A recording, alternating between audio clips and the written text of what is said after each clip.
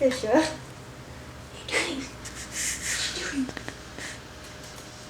Funny, Kisha. Stop it. Kisha. I'm trying to embarrass you, girl. Please. Animals don't judge people. They don't care if you have one arm or two have 1 foot. They have their own way of letting you know. And I like the fact that they don't judge you by how you look. That's what my most favorite part about animals, that they don't care what happened to you, or if you had a hard life, they still love you.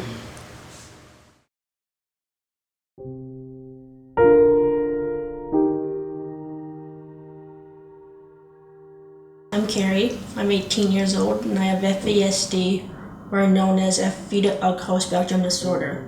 When I was 8 years old or older, I learned that my biological mother drank when she was pregnant with me. My mother was drunk when she gave birth to me, and the social workers took me away when I was born to protect me from her, because they knew what she would have done if they let me in her care. I always thought after then why my mom, my real mom, would do something to her children like that, and if she actually ever thought about us or knew what harm she would do to us, that she actually even loved us or anything. I don't dislike my mother for what she did. I sometimes do, but it's not her fault. But I do have troubles with my life because of what she did to me, so I don't call her my mom now, but she was my mom at that time.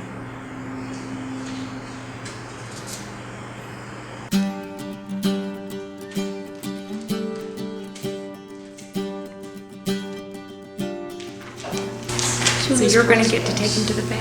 No, I can't even put his head up. No. I'm just fearing for his life. He's just so little. So what are you doing now? We're going to go help him.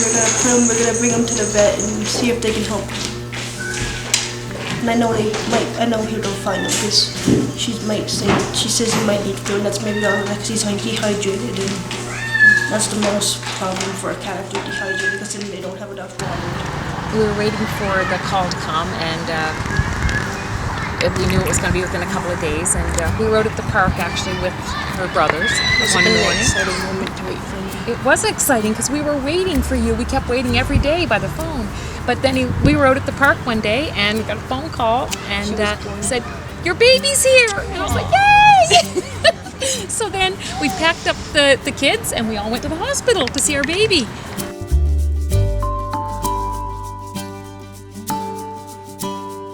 The effects of having fetal alcohol syndrome for the babies, they're going through withdrawal. It's the same as an adult who's at detox.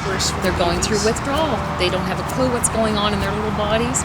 And she cried and she cried, and her body would go stiff. And she'd just be like this. She couldn't bend her arm. She could not pull her arm and bend it. It makes me want to cry. I know. I feel like I was dying. That's what she was like for about 8 months, and then up to a year before it finally, she stopped the screaming and the crying.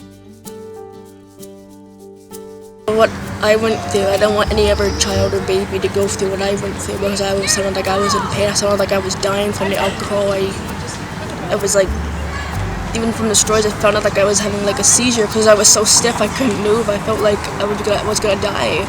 But because of my mother did, I'm like, people should stop this because more kids are gonna be in agony and they have to go through this. I was very shocked about what alcohol really does to you when you get pregnant, and it messes you up and you can't even think about your own family and how it affects you. And then I was very shocked, let's just say that. And I'm very lucky of the family I have now, and put the past behind me and keep moving on. There he is. Other people don't know because it's invisible. It's an invisible disability. I mean, Karri's gorgeous. She's walking down the street. She's just a gorgeous kid. But and but then when she approaches people or has to do something, then the disability comes out, and then people don't understand, and they expect more of them, and that is, I think, one of the hardest things for the kids. There's no concept of cause and effect, so they'll do things, and they have no idea that it's gonna. They don't know the consequences of it. They can't think of that far ahead.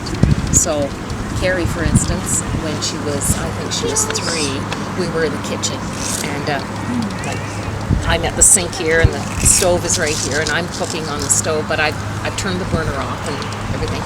She comes up behind me and pulls up her stool, and she puts her hand on the stove, even though it still has a hot button on it, a red button, right? And it's still hot, and she knows she's been taught about not touching the stove. So she touched the stove, and so rush quick, the cold water on her hand, right? And then we got her all settled, set her over here to play. I'm still back at the sink again. Okay, she's playing. I'm doing the dishes again. She's done it again. Same hands, same stove. Yeah, it's a stupid little Anyway, kid. she did it 3 times. No. Now I feel like I'm a bad mom when that happens, No. right? But it's like she was there, and and she goes right back and does it again. But anyway, we ended up going to the hospital, and they have a little saying in some of the FASD work and stuff that I've done that they need an external brain, and that's what I've been for the last 22 years. The other symptoms I have with my disability, I have some bad anxiety about life and how I had a problem in school a lot, my anxiety. Low attention span, I have some impulsiveness, some social withdrawal, which means that I have a hard time sometimes maybe being with my friends, and that I can be good with talking to them on Facebook every week or so, and then after that I wouldn't be able to talk to them for a month or so. That's just part of one of the problems I have. I just withdraw from my social life. I'm just putting together a list of the things that we need to have on the trolley for today.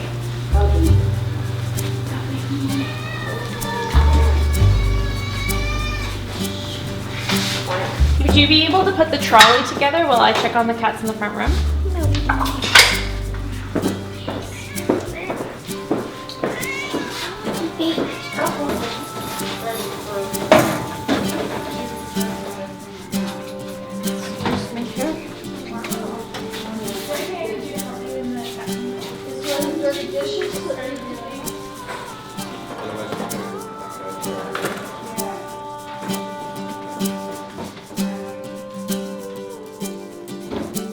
My past was really difficult and hard because of the alcohol, how it affected my brain. I always had to have an EA at school all the time because I had problems in class. That's hard on me and how kids think of me after, because they think that something's wrong with me, like in my head, and that puts me down and makes me upset.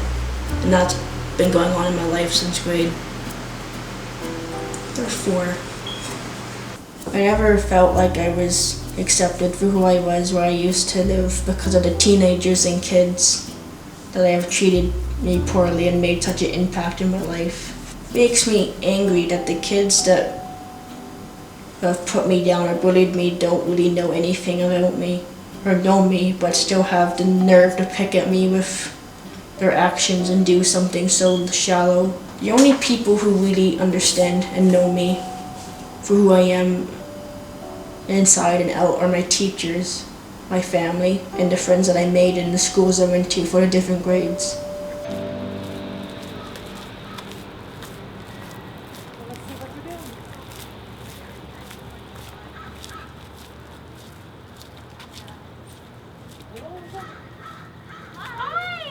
Don't have to worry about it.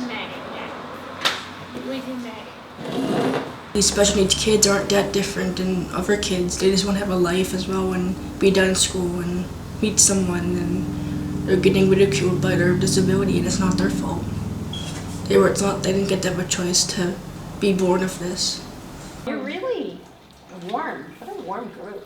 Like, nice. You guys are great. End of the year, you were starting to be Opening feisty and opening up. Is what I was trying to Mostly say. with Anna. Yeah, you and Anne are like. Really? I'm Karri. I'm the star in this film. Nice. These are your friends. This is so nice. What I love about Karri is she's spontaneous. Like I say, the impulsivity is not good, but I love it because she's also very spontaneous, and I never know what the day's going to bring. Like every day's a different day, right, Karri? No matter what we're doing, it's always something that's going to be fun.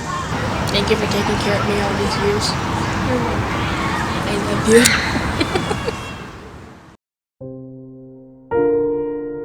I believe me and Kesha can do things a lot to change the way people think of snakes. And they're not mean, they're not evil, they just misunderstood animals. And I want to change that, but I don't know how yet. But I think with Kesha, I'm getting closer and closer with that. I believe me and Kesha can do things a lot to change the way people think of snakes.